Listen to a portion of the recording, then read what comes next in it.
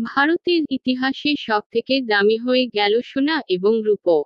নয়া রেকর্ড ছুঁয়ে ফেলল দুই ধাতু। কলকাতায় একই অবস্থা হয়েছে। ৭২,০০০ টাকার গণ্ডি পেরিয়ে গিয়েছে সোনা। রূপো ছাড়িয়েছে ৮০,০০০ টাকার গণ্ডি। কলকাতায় রেকর্ড গড়ল সোনা। কলকাতায় প্রথমবার ১০ গ্রাম পাকা খুচরো সোনার ২৪ ক্যারাট দাম ৭০,০০০ টাকার গণ্ডি পেরিয়ে গেল। আজ কলকাতার বাজারে ১০ গ্রাম পাকা খুচরো সোনার দাম পড়ছে ৭০,১০০ টাকা। সঙ্গে জিএসটি যুক্ত হচ্ছে।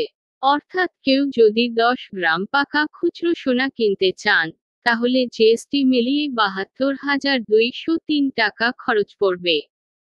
কলকাতার বাজারে যে স্তরে আগে কখনো পৌঁছায়নি ১০ গ্রাম পাকা খুচরো সোনা।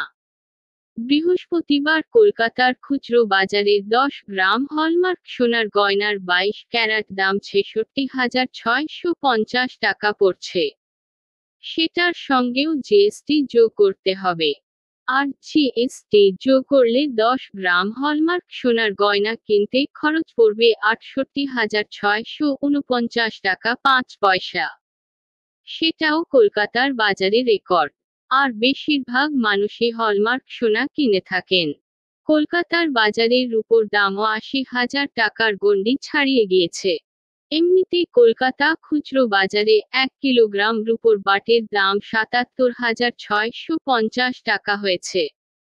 ১ কিলোগ্রাম খুচরো রূপোর দাম পড়ছে ৭৭,৭৫০ টাকা। জিএসটি যোগ করলে ১ কিলোগ্রাম খুচরো রূপোর দাম ৮০,০০০ টাকা পেরিয়ে যাচ্ছে।